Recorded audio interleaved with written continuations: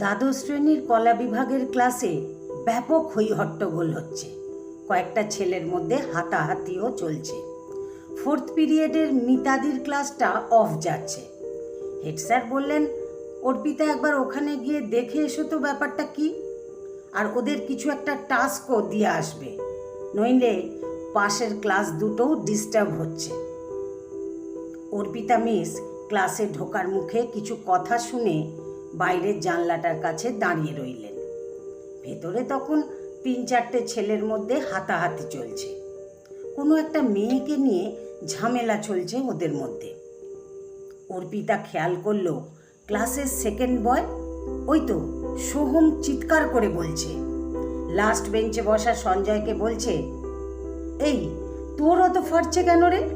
আমি তো যা বলার মাম্পিকে বলেছি, তাতে তোর এত গায়ে লাগছে কেন?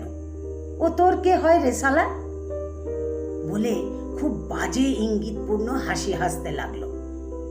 সে ও যাই হোক না কেন, তাতে তোদের কি? ও তো একটা মেয়ে। আমাদের সাথে যখন পড়ে তখন ও আমাদের বন্ধু।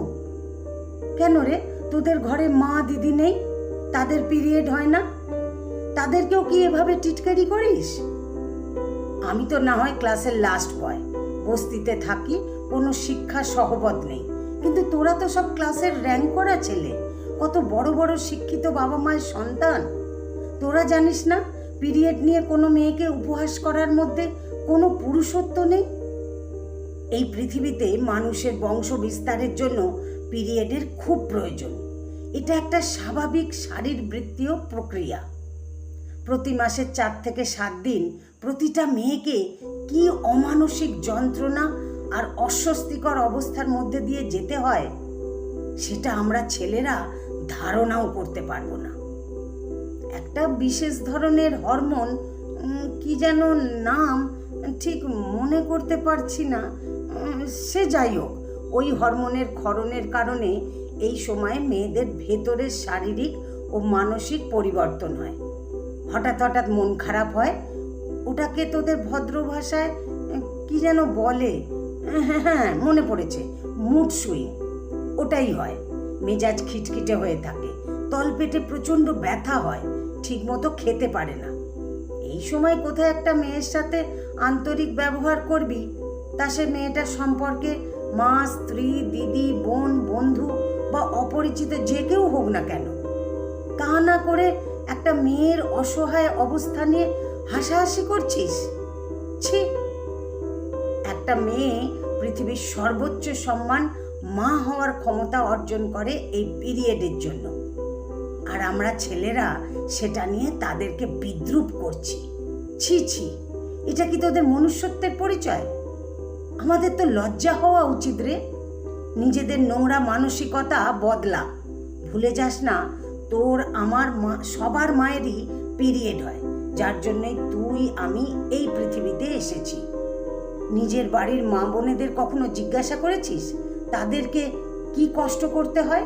কখনো তাদের কাজে একটু হেল্প করেছিস? মেয়েদের সম্মান করতে শেখ, সে আমাদের সম্পর্কে যেই হোক না কেন। আমাদের ব্যবহারটাই আমাদের শিক্ষার পরিচয়। আমাদের শেকড় যে নারী জাতি, তাদের অসম্মান মানে নিজের মাকে অসম্মান করা। সেই সময় অর্পিতা দরজার সামনে এসে দাঁড়ায়। মিস এসেছে, মিস এসেছে বলে ছাত্রছাত্রীদের মধ্যে গুঞ্জন শুরু হয়ে যায়। সবাই তাড়াহুড়ো করে নিজেদের সিটে চলে যায়। শুধু মাথা নিচু করে দাঁড়িয়ে আছে সঞ্জয় ও মাম্পি। সরি মিস, ক্লাসে এত চিৎকার চেঁচামেচি হচ্ছে কেন? তোদের জন্য পাশের ক্লাসগুলোতেও পড়ানো যাচ্ছে না। না মিস, আমরা কিছু করিনি, ওই লাস্ট বেঞ্চের ছেলেগুলোই করছিল। এই যে সঞ্জয় আমাদের সাথে মারপিট করছিল। তোরা কি করেছিলি যে ও তোদের সাথে মারপিট শুরু করলো?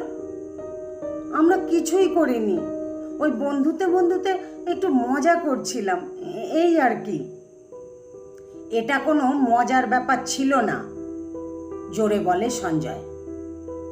দেখছেন ম্যাডাম, আপনার সামনেই কিরকম গলা তুলে কথা বলছে।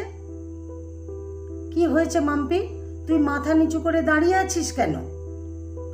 মিস, ওর পিরিয়ড হয়েছে। তো কি হয়েছে, শরীর খারাপ লাগছে? না মিস, আসলে ওর জামার পেছনে একটু রক্তের দাগ লেগে গেছে, ও বুঝতে পারেনি।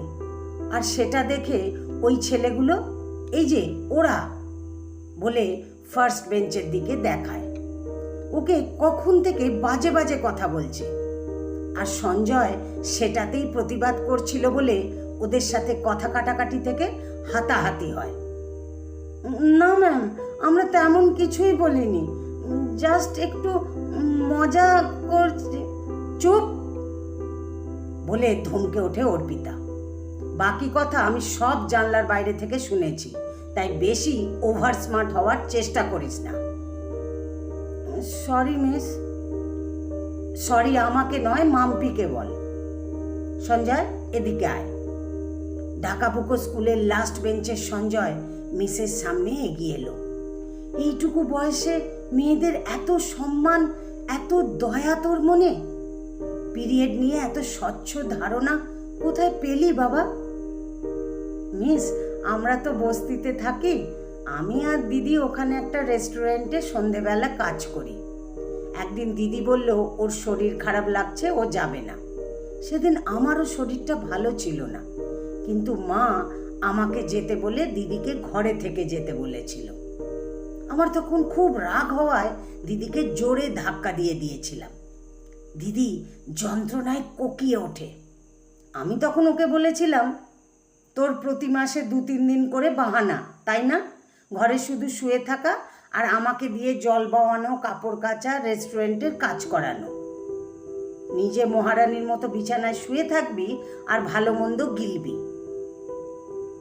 জানেন তো মিস, সেদিন মা আমার গালে সপাটে একটা চড় কষিয়েছিল আর বলেছিল, প্রতি মাসের এই কটা দিন একটা মেয়েকে কি যন্ত্রণার মধ্যে দিয়ে দিন কাটাতে হয় সেটা জানিস? দিদিকে তো কয়েকবার ব্যথার জন্য ইঞ্জেকশনও দিতেও দেখেছি। আগে এসব বুঝতাম না। মা চিৎকার করে বলেছিল, আমার কি কষ্ট হয় না? হয়। যন্ত্রণায় পেট চেপে ধরি আর মুখ বন্ধ করে কাজ করি, নইলে যে সংসারটাই অচল হয়ে যাবে। আর তোর দিদি তো এখনো ছোট, সারা জীবন এই ব্যথা নিয়েই বাঁচবে। কিন্তু যে কটা দিন পারিস ভাই হয়ে দিদির কষ্টটা তো কমাতে পারবি না, কিন্তু একটু কাজে সাহায্য করে দিস, একটু ঝগড়াটা কম করিস, এই আর কি।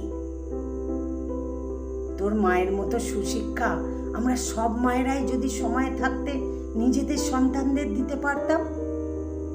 ধন্য মা তুমি আর তোমার শিক্ষা। শিক্ষা শুধু বই পড়ে হয় না, শিক্ষা আচরণে, ব্যবহারে, মানসিকতায়। সেটা তোর মা আজ আবার আমাদের সকলকে মনে করিয়ে দিলেন। আমার প্রণাম জানাস তোর মাকে। আর মেয়েরা, তোদের বলছি, পিরিয়ড কোনো রোগ নয় যে সেটাকে নিয়ে লজ্জিত হবি। এই পৃথিবীতে মানব জাতির বংশ বিস্তারের জন্য ঈশ্বর প্রদত্ত এক বরদান, যে ক্ষমতার অধিকারী একমাত্র মেয়েরাই। তাই ট্যাবু ভেঙে সচেতন হও, সচেতনতা গড়ে তোলো। ক্লাসের সব মেয়েরা বখাটে ছেলে সঞ্জয়ের জন্য হাততালি দিল। সঞ্জয় লজ্জায় মাথা নিচু করে নিল। মাম্পি পায়ে পায়ে এগিয়ে এলো সঞ্জয়ের কাছে। সরি সঞ্জয়। সরি কেন? তোকে নিয়ে আমরা কত হাসাহাসি করেছি, বাজে কথা বলেছি, আর আজ সেই তুই আমার সম্মান রক্ষা করলি। সত্যিই তো আমি বখাটে ছেলে, পড়াশোনা করতে ভালো লাগে না, কিন্তু তাই বলে ওরা তোকে এত আজে বাজে কথা বলছে আর আমি চুপচাপ শুনতাম? তুই আমার বন্ধু না? ফ্রেন্ডস বলে মাম্পি হাতটা বাড়িয়ে দেয় সঞ্জয়ের দিকে। কলমে সাথী। আমার গল্পটি যদি ভালো লাগে তাহলে একটা লাইক দিয়ে আপনাদের মতামত কমেন্ট বক্সে জানাতে ভুলবেন না। আর আমার টপ স্টোরিগুলোর কিছু ভিডিও লিংক আমার ডেসক্রিপশন বক্সে দেওয়া আছে, চাইলে আপনারা শুনে নিতে পারেন। আর যারা আমাকে ফেসবুক থেকে শুনছেন, আমাকে ফলো করে দেবেন। আর যারা আমাকে ইউটিউব থেকে শুনছেন, আমার ইউটিউব চ্যানেলটিকে সাবস্ক্রাইব করে আমার সাথেই থাকবেন। ধন্যবাদ আপনাদের সবাইকে।